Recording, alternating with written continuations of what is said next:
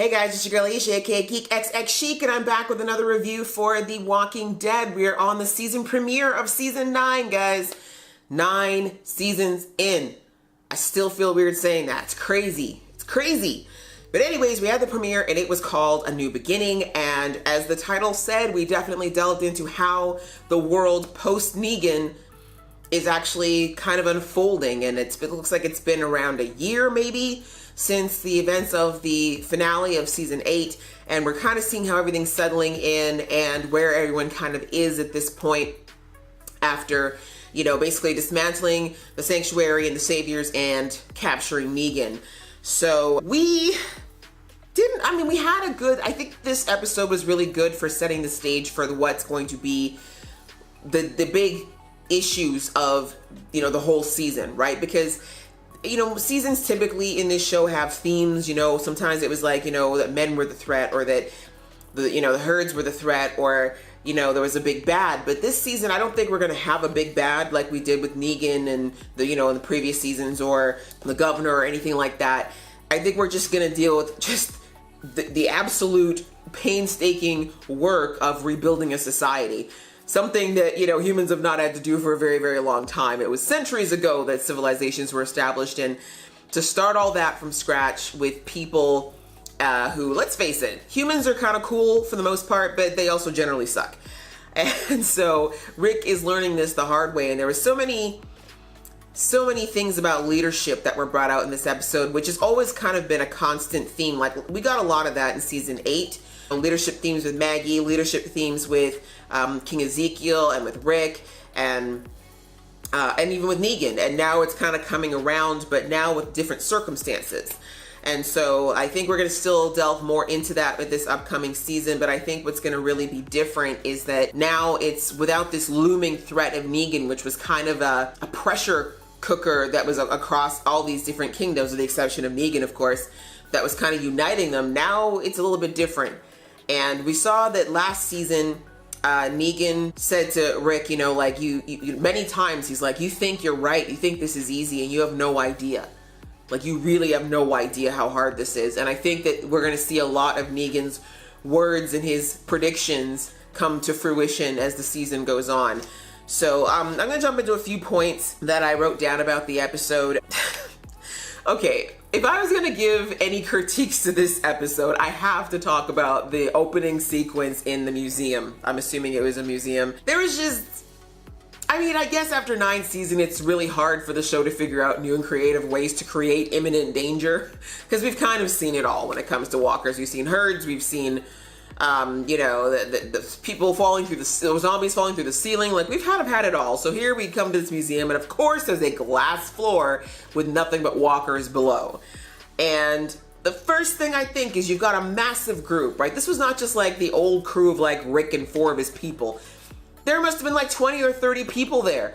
Why did they not just go down and clear, like, you know what I mean? Like, they've done this before. They cleared out the prison in the past. They've cleared out the sanctuary. They took care of it. Like, just create a funnel and kill all the walkers. Let's get rid of the imminent danger, especially when they knew they went there specifically to bring out heavy, hard, equipment. But nope. First we have the zombie randomly falling from the ceiling from a crumbled piece of, okay, listen. I understand that, like, since the apocalypse began, the zombie apocalypse in this show, I mean, you can look at the walkers to tell, like, remember Greg Nicotero said that you could look at the walkers to be able to gauge where, how long it's been, because the decomposition from season 1 to now, it's getting worse and worse. And we saw it. These walkers are literally falling apart for the most part. Maybe it's been like, what, 4 or 5 years in Walking Dead time, because we all know that those timelines be skewed. But I don't think that's quite enough time for a building like that to just start falling apart. To just randomly have big chunks of it just fall apart under the weight of a walker that had no flesh left or organs. Okay, but anyways, I'm like, there's gotta be a reason. We're gonna see this floor crack somehow. Someone's falling. As soon as I saw it, someone's going through the floor. I thought either we're gonna lose a random, because we saw 2 faces we never see, well, 3 faces we haven't seen before in this episode. The young girl that was talking to Daryl about her brother who had the fight in the canoe. At least I think we haven't seen her before. I don't recognize her. There was the guy, the son of the blacksmith. And maybe he was in the past seasons and I just didn't notice him because he was in the background. And then we had the other guy who was asking to be an apprentice of the blacksmith. But anyway, I'm like, one of these guys is gonna die because we don't bring in extra people like this unless they're expendable. So I'm like, one of them I thought was gonna fall through the floor and die there. But that's not what happened. We just about lost King Zeke. But honestly, what a terrible plan. Like, that whole plan to get this giant wagon out of there was just so... Anyway, I'm not gonna get into it. But that already was an ill-conceived plan. But you managed to get this heavy, crazy heavy thing across the glass floor. Great. Wonderful. Don't walk on the floor anymore. The other items that they had were small enough that they could have been put over the railing of the stairs where there was solid ground rather than walk across the glass that was clearly already compromised. But no. Let's just keep going. That sounds like a good idea. Anyway, I know it's just Walking Dead tradition. They had to make sure our blood rate, our blood pressure went up and our heart rate went up. And it just made me nervous because I was like, honestly, because this is Walking Dead, you never know. They could have had someone like, had Ezekiel scratched or bitten in the first episode, and I could not handle that, okay? But anyway, that was probably my only critique of the episode, is that really didn't need to happen. It just that just felt like excessively silly stuff to be doing this far into the apocalypse. But whatever, we'll let it go. Other than that, all right, one more critique. One more, the death of the blacksmith's son. I don't know if it was Kid or Kit, or I couldn't figure out his name, but I understand them wanting to save the horses. I get it, because I mean, horses are not a commodity that can be that easy to come across in the zombie apocalypse. And even if you wait for more horses to be born, you gotta wait a whole season, right? But he goes and runs back to free the horse, and what was there, like 8 of them? Not one person could go back and watch his back against a potential walker. Like, those walkers were still, first of all, a good few steps away. Like, they're deteriorating. They don't run right now. They're not going that fast. Not one person could go back with him to help him save the horse. They all just sat there and just, oh, no, don't do it, Kent. Oh, I guess we'll just stand back here and watch while you get bit. Like, you saw that, like... And then after that, they're like, oh no, we should go and kill all those walkers while we try to amputate his arm in the field. That kind of stuff just frustrates me. Like, that's just something that I don't expect from Rick and his group in season 9. It just seems like everyone just forgot all of a sudden how to do anything. But I know why they did it. It was the catalyst to what happened later on at Hilltop. But I feel like this could have been executed with, a little bit more of the idea that Rick and his crew are not new to this. Like, they've been doing this for a while. So anyway, those are the 2 critiques of the episode out of the way. Apparently there was a big storm. Bridges are knocked out. There was a big storm, and some major bridges that connect some of the cities to each other, not cities, but the settlements to each other, has been knocked out, and apparently they need to redo it because the water, as you can see, they showed the river, it's running high. They can't possibly cross it safely with supplies and such. So Rick's like, we need to rebuild it. I don't know how he plans to do that, because bridges are kind of difficult to rebuild. There's structurally quite a bit involved, and they no longer have an architect. He died in Alexandria in season 5. But digressing, he figures that's the way to do it, and it's also obviously creating a big problem because it's making delivery of supplies harder to Sanctuary in particular, because they surrendered, the people who were already there, but Sanctuary is not a place that is made to be self-sufficient. And that kind of goes into all the stuff that we see is going to be a problem, the real challenge for Rick. Like, being a leader is a thankless job, and Rick knows this. It's been the case since he took over leadership of everybody, basically at the end of season 1 into season 2. There's always someone in a big group of people who's going to have an issue, who's going to disagree, who's going to be ungrateful, who really just doesn't appreciate that it's kind of impossible to please everybody all the time. It's just not happening. It's just not possible. There's not a single government established on the earth today that's been able to consistently keep everybody happy all the time. Rick is figuring this out. He's doing his best to try to manage a bigger group than he's ever had to deal with in his life. We have to remember that Rick was a police officer. He wasn't even a high-ranking police officer. He was experienced. Yes, he might have, I can't remember what his rank was. I don't know if they ever even mentioned it. But even so, he wasn't somebody who was groomed or even looked to be a leader of men. It's just something that he took on because of the kind of guy that he is. And now, all of a sudden, not only managing Alexandria, but trying to keep things coordinated across 3 huge communities, or 4, right? It's Alexandria, Oceanside, the Sanctuary, and Hilltop in the Kingdom. So 5 major settlements. And now everyone's kind of looking to him to figure out how to handle everything. And this is the stuff that Negan was talking about, right? Negan, although through fear and oppression, he was managing a system between at least 3 of those areas before Rick and his crew stepped in. So it's quite the challenge, and I do feel for Rick. Like, this whole episode, I felt so much empathy for him because he doesn't know what else to do. He's doing the best that he can with the knowledge that he has, hoping that he can leverage the fact that, you know, the people he's known for a while, like Maggie and Carol and Daryl, you know, that they're going to trust him and try to help him work with this situation. But of course, as we saw with Daryl's whole moment with Rick, I couldn't completely fault Daryl because he's got his own ambitions, his own life. Like, he didn't ask to become a leader. Daryl was the last person who wants to lead anything. And it's not to say he can't do it, but he didn't ask for it. And he's also stuck with kind of the crappiest group out of all the settlements. Let's be real. Like, the Saviors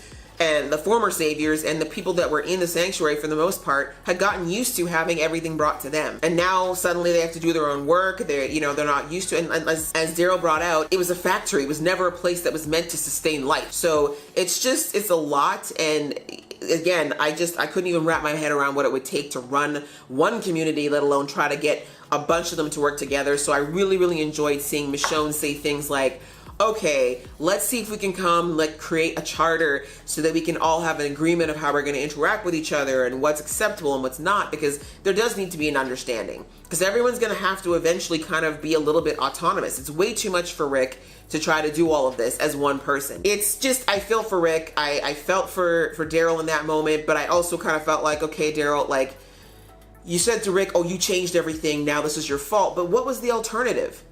Like, if there's anything that's true of Rick's story, it's that he has dealt with the cards that have been led to him. I mean, the one thing, wait, let me take that back.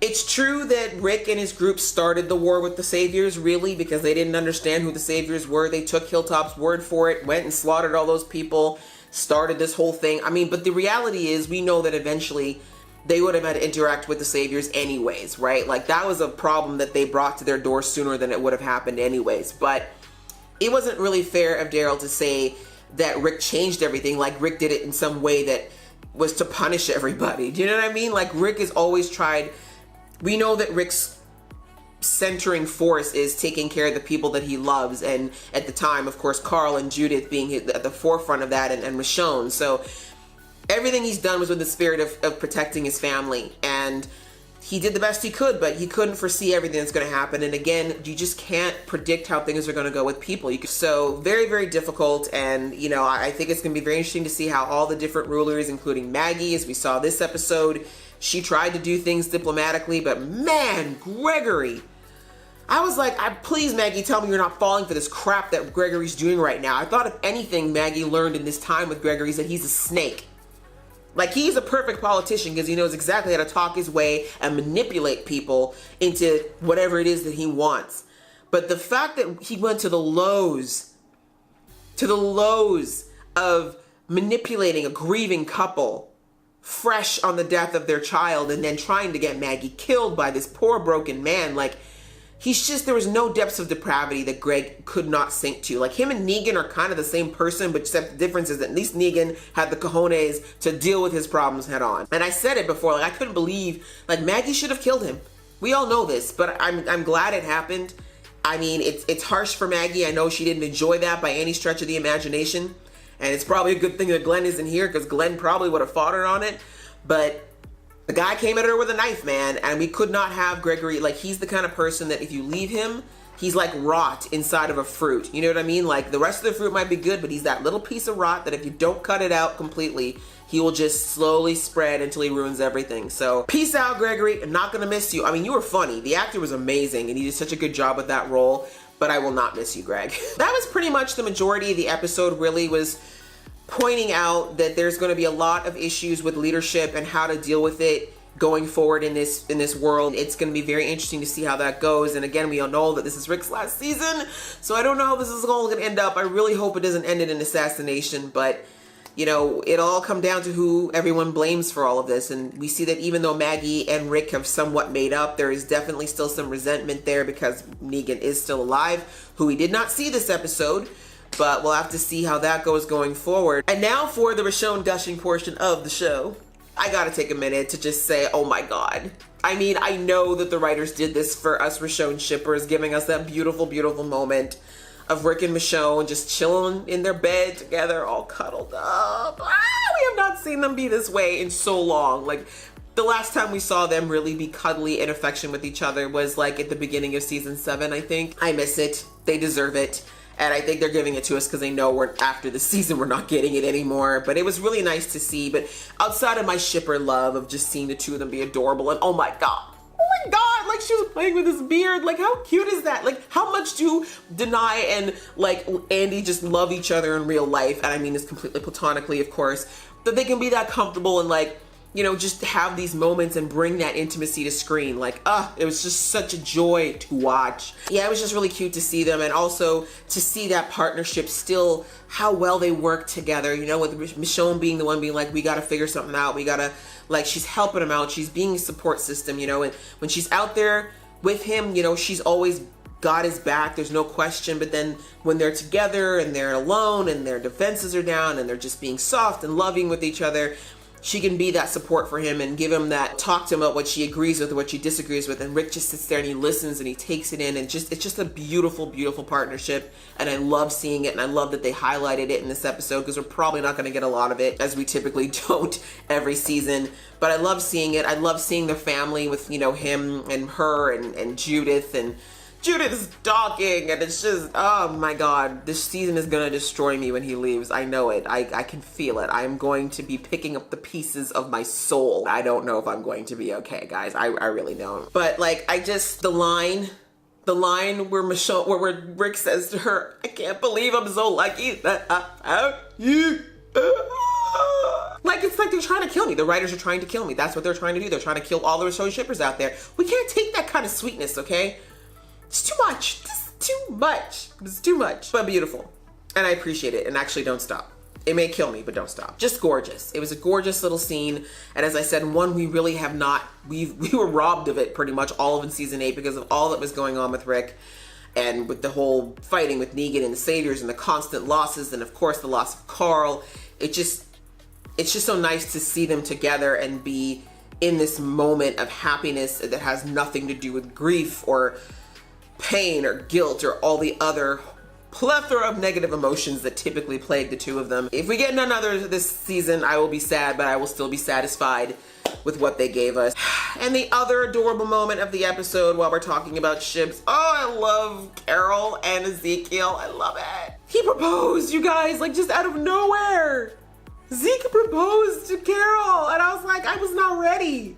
I was not ready, y'all. You can't just spring that cuteness on me in the middle of a zombie show. I wasn't ready. But it was super sweet, and I love their dynamic. I love how Ezekiel, with his corniness and his happy outlook and his positivity, is such a great, like, light to pierce through the doom and gloom and darkness that has been that's just encompassed so much of Carol in the way of what she's been through and how she kind of became to survive in this world. Like, I love in her conversation with Daryl when she said, well, after everything I've been through, like, that corny goofball is kind of exactly what I need. Like, my soul needs this. So I love their dynamic in that way. Like, I feel like Carol's the person that Ezekiel needs to kind of bolster him and give him that courage when he's feeling a bit weak and shaky.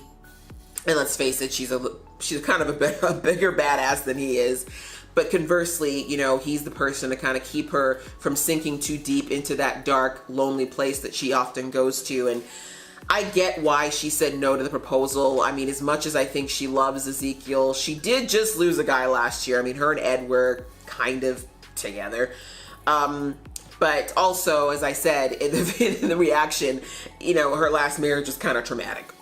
Her first experience with love and marriage was pretty traumatic, and I think that, you know, even though Ezekiel is so far from that man, she can't help but, you know what I mean, there's just the way the brain works, she's going to automatically associate marriage with what she knows of marriage already, which was a horrible abusive trap that only produced one good thing, which was her daughter. So, you know, it's a protection mechanism. Obviously, she's trying to protect herself from potentially caring too much about someone and losing them. She's been doing that since she lost Sophia, so hopefully Ezekiel will be able to crack through that armor at some point, but I get her wanting to just kind of give it some time in the meantime. But yeah, those are the kind of the cuter, lighter moments of the episode overall. I think, like I said, it was a decent introduction to what we're going to be looking forward to for the rest of the season. What did you guys think of this premiere? Do you think it was good? Do you feel like it lived up to the expectations you had?